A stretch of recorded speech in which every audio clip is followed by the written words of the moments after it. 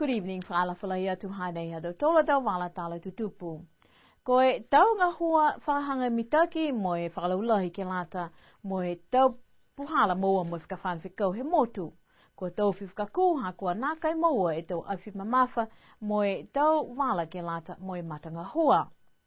Koe taha wala he whakaholanga nei kua lata ke kamata he whai tapu nei ke tuku e tau laini ke polo koe tau fiber optic ke he mahaloto ha hakupu moa ia.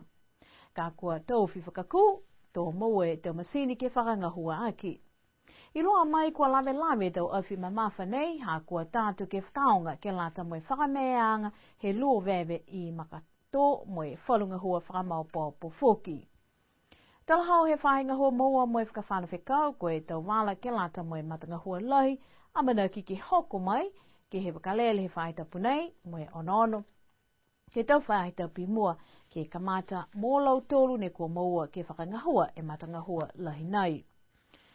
Kua lewa ni he whaile kua e tau telefoni he motu mua atu ke tau maanga i tua ha kua tuai moe lata ke whakafou.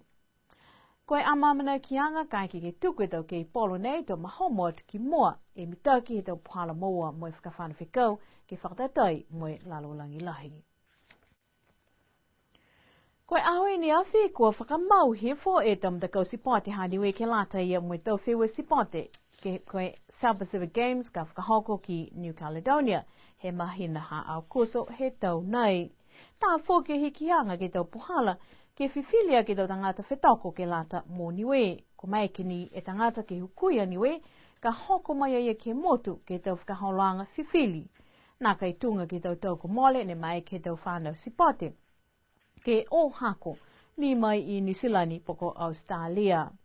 Pehe e Plesteni em te kau sipote lahi ha niwe ko dishipa koe tau kakano kua tau sipihia ke mai ke tau whanau sipote niwe osi ke huhu atu ke tau puhala whiwhili ke tau whewa sipote. Pehea ia nā kai whai hawang ha tangata manako ke hukuia niwe koe lata ni ke o mai ki niwe ke whakahoko e tau whiwhili anga nei si kua whiwhili ke whakahoko e tau whakaholanga nei ke he tau whahe tapu ne ua he okioki mai he tau aonga kamata mai he ahongo fulumaono ia pelila. Koe tau nai fōki ko kisia e whalu sipote wha moua pini ke tau whetoko sipote koe lakapi tau amo moe tā whapolo veli nā kai tuku ki loto he tau whakaholanga ha New Caledonia. Koe whalu sipote ko whakamau ke oatu ki New Caledonia koe pui tuwhi, wali polo, tā whapolo sea lakapi toko fitu. Langa ki mamafa. Whalu tau sipote kua amanaki ke whakamoli foki koe sivileke, waka, tau whangatua, karate, nā kaila moa e whakamolianga, ke lata moe taekwondo, moe triathlon.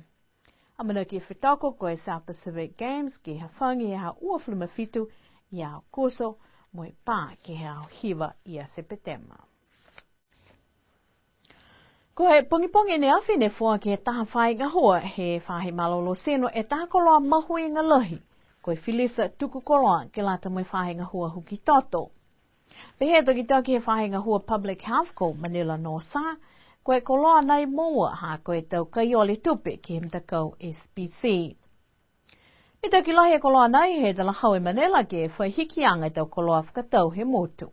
Mahuinga he koloa nei, ke mai ke tuku wharu koloa raota mai ke te mahi mua, si mai ke ununuha ki whukironga e tau pahalanga hau ke latai moe kumikumianga ke ngangau HIV, si pia ni ki tau STI ke te mahi mua.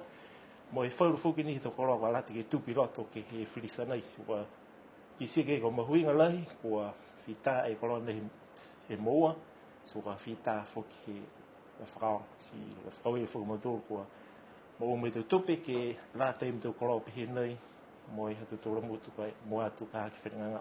Ko nono tu ka haki mua, koe amamuna ki ke whai tupe ka mau, moe ailahi tupe ka maole i ka ota tu mau e to koloa. Koe nono tu ki ota ni langataha ni ota i ka lahi ota kata mai, si mai ke ki tuki loto moe he whirisanai ke mai ke mua. Koe nono tu ki kau ki tōru he whae awhi ia, ka nā kai whakaong he tau ia, ke latai moe to koloa ka ota tu mau, si koe pia e ononoa ke whai tupe i ka mau, ka ua maori tu moe tupe he ota tu mau e to koloa ki tamiki tuki roto ni. Fia lai fokia ia ko enosi rauvuvu ko e tangata huki toto ke moe koloa nei pehea ia ko e lahi e lang matai he koloa ke tuku hefe dau tupe whakamole ke tau koloa whakatau tūmau kai mita ki lai foki ke lata moe tukuanga i tau koloa moa mai ke whainga hua. Ko e tutungi he koloa nei ko e molea e uafe tā la. Ko e tawala tāla kua mana ki taha wakatonga lau pāsese lahi ki hoko mai ki niwe, ko lahi e whiawhia e whai whenonga he motu. Ko e wakatonga ne whakaingoa ko e MV Amsterdam, kua fufua ke mai ke ta mai tahe awhi moe wha e seo tangata, ko e lahi ni ke tunga e puki tangata he motu. Pehe e whai whenonga he motu, kai ke o hake mai e uaflu malima e pasene he tangata ewa nei, ko e mitaki lahi ia mai motu. Koe mana koe mga nei ke kau whakataha e tau tangata motu ke tau siuse tau koloa moe tau whakaholanga ke whakafua moe whakawhiawhia atu ke tau whenonga ewa nei. Nā kai whamahani tū mau ke hoko mai e tau tonga pihe nei, kai mana koe whainga hua ke whakauhoho e tau tangata ke lali ke tālanga whakalonga e koloa kehe ke whakatātā moe whakafua ke he aho. Ka hoko mai e tonga nei ke pungi aho ua au taha ia whipuali mo e tuku whenonga he matahola ua he mga aho a whiawhi. Koe whala tau pohala ke tuku hefo e tau vewe motu kua whakamtapatu hem takau poi tuwhi he motu ke tuku e tau whalu sini vewe ke lata ni mo tau ngasi apa. Ke he whalu mutakawi kua laula he tau tangata ke potopoto ki ai. Pehe e takitaki hem takau poi tuwhi ko Tiny Rose whakausi manawalui koe kakano ko manako ke tuku e tau koloa nei. Ke whalu mutakawi ke lang mataya ki e tuku he whaanga he tau ngasi apa ko kisia kua tolo noa ke whalu mutakawi si pia foki kua tolo noa ki loto he tau sini vewe. Koe mga aho nei ka manako e tau tangate motu ke lang matai ke whakaholanga nei si tātuam tūla tau ngasi apa mo tuku ki loto he sini nei I whafo he whale tupe PSP, poke malewa kalele, poke aonga tokolunga. Ke whakahikoa ki haro toa tau wala tala tutupu, koe tau mahani matawala he tahatangata ke whaitap komole, kua nā kai whiawhia, moe momoko taha mga whaua hako moumou e koloa whakatū mai mga hala whiawhia. Koe snowman he mga whaua I whatalupe kua whai mga aho ke whakatū ai, ke he hala Pala tū koe koloha tālanga e tau mamatua mo I tau whanau, mai halo tūlo lo takaina ke whakawhiawhia foki, whalu kua whaua tu he tau pala tū. Ka kua hoko ke he tahao he whaitap kua male kua mauai, kua malona mo e takaweli whakakelea.